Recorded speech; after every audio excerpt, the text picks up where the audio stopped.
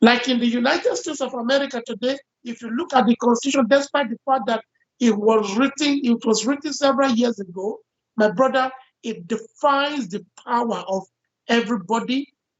It defines the relationship that existed between and among all the states, the people, and the government. So everybody know their responsibility and This is perfectly said. to continue to be part of the union or to continue to be the union together.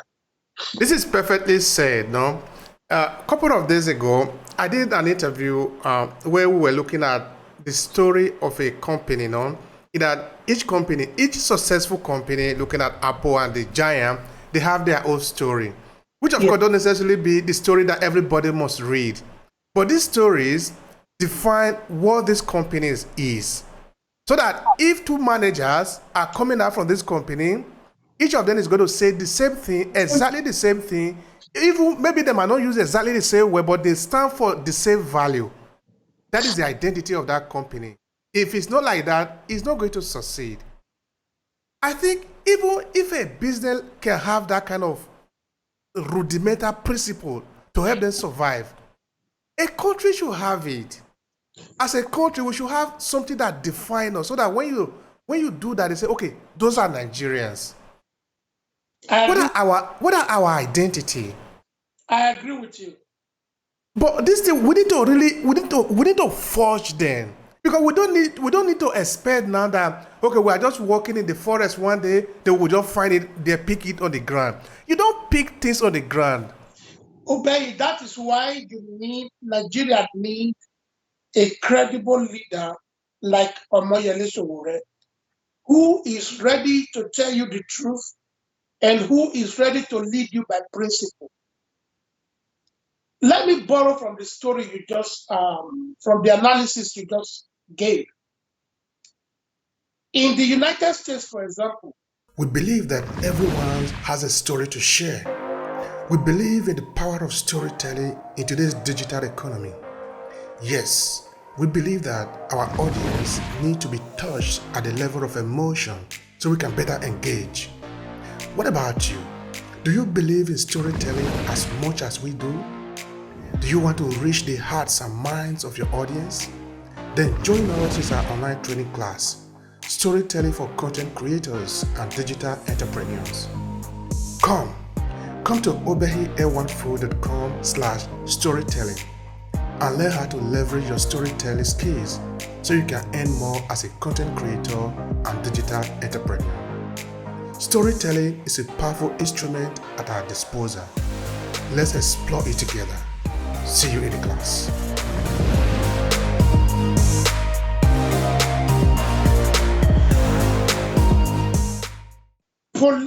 Police generally is not, you have different agencies.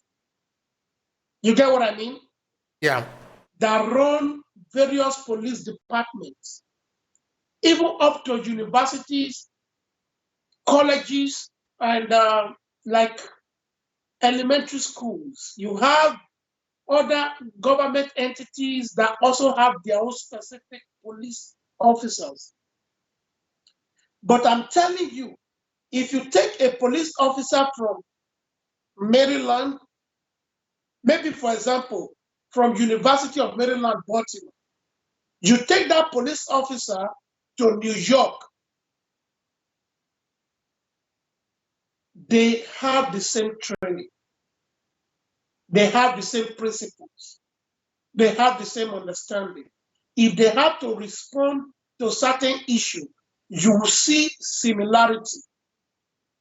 They might use different interpretation, but if you look at everything, the principles of everything they do is one.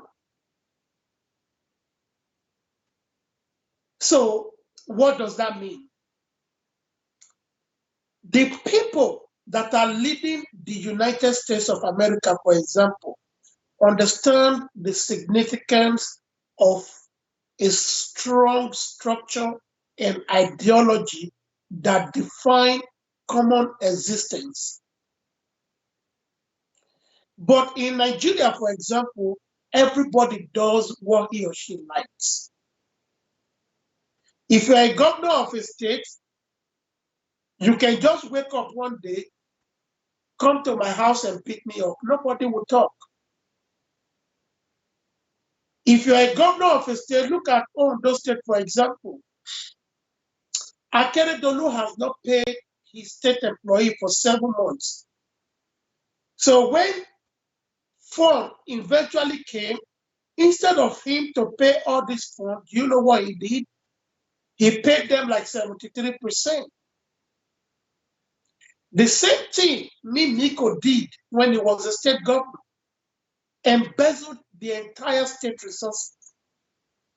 Nobody was able to call him to order. No state legislators, no federal government that can hold any of these people responsible, no constitution, no judiciary, none.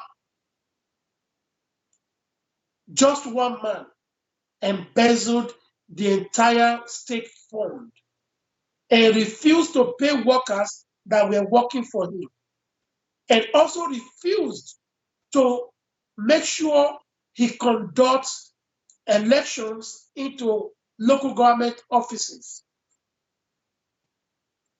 That is corruption of the highest order.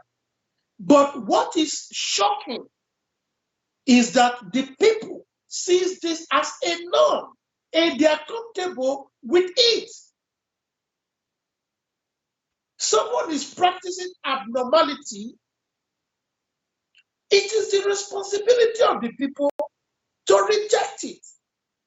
But the people refused because they are so scared of being killed, but forgetting that even if you're killed today or not, but the mere fact that your means of livelihood is taken away from you, and you are still compelled by the same state entity to report at your workplace without you being paid for while you're being there. What makes you think you are not dying slowly? You are dying all the same. Talking of this fraud though, another thing that I was just thinking is in Calabar. You remember the Studio Tinapa project? See, that was it was built by Donald Duke or something, no? They spent, I don't know how much they spent on that project. Do you know that today, as we talk, the entire project where they spend billions is an abandoned project? Right. But the question is, this should have been an insult to the people of Calabar, as somebody spend your money to do this project from the state house. Let's say the governor of the state. Now you have another person who say, "I'm going to be your governor. I swore to the Constitution of the Federal Republic of Nigeria to defend the dignity, the property, to respect the people of this country," and that same person just allowed those projects to waste. Waste away. What is going to happen to him? Let me tell you, in the state of Maryland here, right, we have a place where we train new police officers. This building, the building, if you look at it, is magnificent. Is a state of the art. But that same building, the brother of Napoleon Bonaparte lived in that building. That property was his. The man returned back to Europe when Napoleon Bonaparte started his problem in Europe. So America sent him away. But that same building is still standing. It's used as a police training college now in the state of Maryland. If you go there, it's a state of the art. That means that this is a nation that recognizes that every single resources must be used to the fullest. Most of the buildings that seems like they abandoned, they did not abandon them. They just keep them there. They use them for training for like active shooters or like maybe simulation rooms and all of that. So as big as Tinapa was, to say a state governor abandoned Tinapa, I mean, what else can define waste? This building I told you in Maryland here, there are people that does the cleaning. They earn money. There are people that does the regular maintenance. They are on state salary. There are people that the building hired just to oversee the day-to-day activities in the entire building. Did you know how many people that place alone employ?